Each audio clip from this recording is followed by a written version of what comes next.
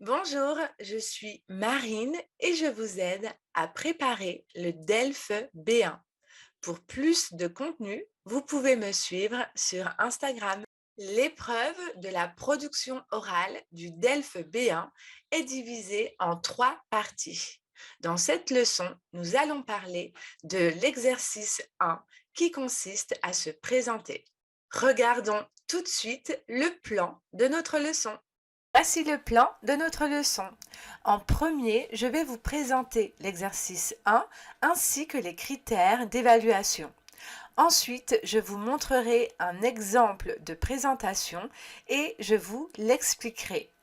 Puis, nous verrons les questions que l'examinateur ou l'examinatrice pourra vous poser.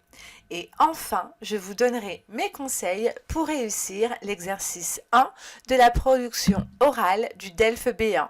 Alors, restez bien jusqu'à la fin. L'exercice 1 s'appelle l'entretien dirigé. Il dure entre 2 et 3 minutes. Alors, qu'est-ce que vous devez faire? C'est très simple. Vous devez vous présenter. Vous devez parler de votre nationalité, de votre famille, de votre travail, de vos loisirs, vos projets, votre relation avec le français. Et suite à ça, l'examinateur vous posera quelques questions. Donc, c'est une épreuve qui est très courte puisque je répète, elle dure entre 2 et 3 minutes. Pour vous attribuer une note, les examinateurs utilisent la grille d'évaluation officielle. Alors, pour l'entretien dirigé, vous pouvez gagner au maximum 3 points. Vous allez gagner 2 points si vous êtes capable de parler de vous-même avec une certaine confiance en donnant des informations, des explications sur vos centres d'intérêt, sur vos projets et sur vos actions. Ensuite, vous gagnerez 1 point si vous êtes capable de répondre aux questions de l'examinateur avec une certaine confiance. Si vous faites cela, vous gagnerez les 3 points. En ce qui concerne le lexique, la morphosyntaxe, c'est-à-dire la grammaire ainsi que la prononciation, vous serez jugé sur l'ensemble des 3 parties, des 3 exercices. Nous avons vu il y a quelques secondes que les examinateurs allaient évaluer notre capacité à donner des informations, raisons et explications relatives à nos centres d'intérêt, projets et actions. Je vais vous donner un plan qui correspond à ces attentes. Cet exercice est un bon moyen de montrer aux examinateurs que vous connaissez les temps du passé, présent, futur, conditionnel, que vous savez faire des phrases simples et complexes et que vous connaissez également quelques connecteurs logiques. Voici le plan que je vous propose. En premier, parler de soi, de son âge, nationalité, profession, famille, raconter son histoire, puis parler de ses projets. Ensuite, expliquer les raisons pour lesquelles vous apprenez le français. Parler de vos loisirs et enfin, vous faites une petite conclusion pour expliquer que vous avez terminé votre présentation. Voici mon exemple. Bonjour, je m'appelle Francesca, j'ai 42 ans. Je suis italienne, j'habite à Rome en Italie. Je suis dentiste dans un cabinet dentaire. Je suis mariée et j'ai 2 enfants. En 2019, avec ma famille, nous avons déménagé à New York pour le travail de mon mari. Nous devions y rester pendant 5 ans. Mais à cause de la pandémie, nous avons décidé de rentrer plus tôt en Italie parce que nous souhaitions être proches de nos parents. C'est pour cela qu'en mars 2021, nous sommes revenus à Rome. Cet été, je voudrais prendre des cours de peinture. J'ai vu sur Internet qu'il y a une école qui propose des cours de peinture pour les débutants. Les cours commenceront en juillet et dureront 1 mois. J'espère que je pourrai y assister. J'ai appris le français à l'école quand j'étais petite. Cependant, après 10 ans de cours de français à l'école, je ne pouvais pas bien parler français. Quand j'ai eu 40 ans, j'ai décidé de recommencer mon apprentissage du français. J'adore cette langue.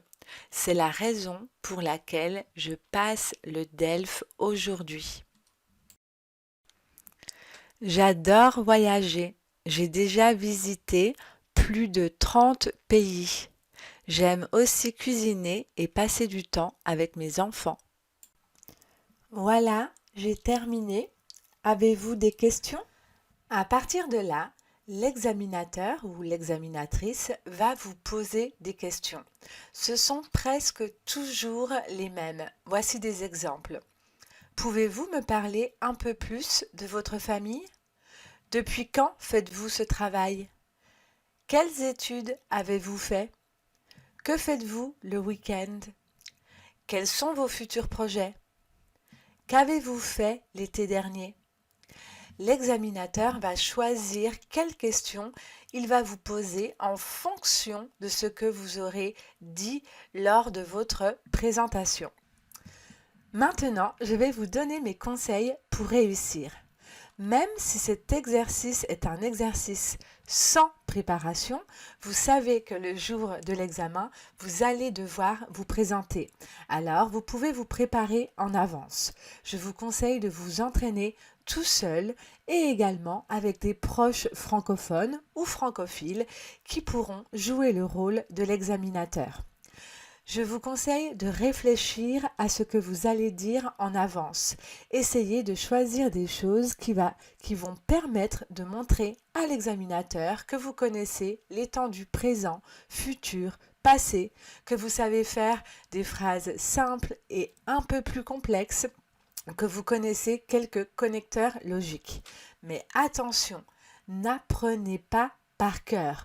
Vous allez être évalué sur votre capacité à parler de manière spontanée et avec confiance. Si vous répétez, si vous récitez un texte, cela va se voir et ça ne sera pas agréable et vous risquez même de perdre quelques points. Donc restez spontané, réfléchissez seulement à ce que vous allez dire le jour de l'examen. Lors de l'examen, si vous n'avez pas compris la question de l'examinateur, ce n'est pas grave. Vous dites tout simplement « Pouvez-vous répéter la question, s'il vous plaît ?»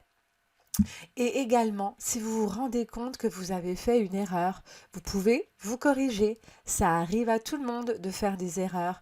Même moi, en français, dans ma langue maternelle, je fais parfois des erreurs.